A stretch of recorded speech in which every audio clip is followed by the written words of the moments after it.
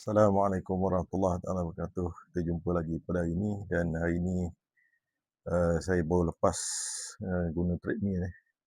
Dia nampak letih sikit. Hari ini saya nak kongsi dengan anda berkenaan dengan menjadi warga emas idaman. Ya. 5 perkara, ingat betul-betul, menjadi warga emas idaman. Ya.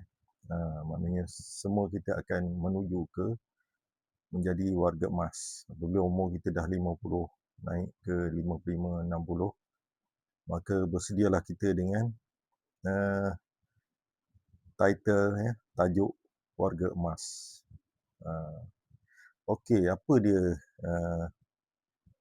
5 perkara tersebut untuk menjadi warga emas idaman semua. Ya. Saya agak semua warga emas mengimpikan kelima-lima perkara ini. Ya. Jadi yang pertama, kena ingat, iaitu kesihatan. Ya. Jangan abaikan kesihatan kita, dan kesihatan ini pun merangkumi 5 perkara, iaitu tidur yang cukup, makan yang berpantang sedikitlah, bergula, bergaram, jangan berlebihan.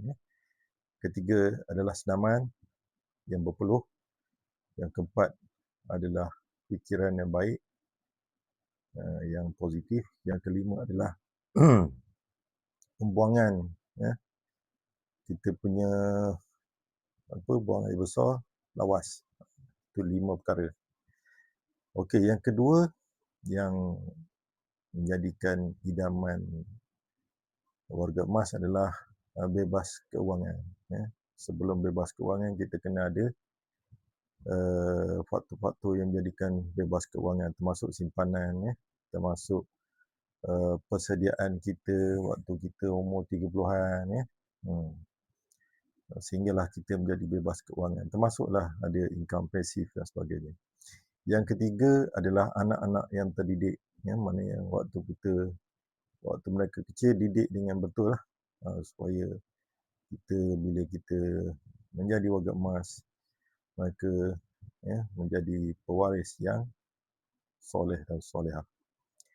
Yang keempat, yang kita impikan adalah pergi haji dan melancong ke beberapa negara.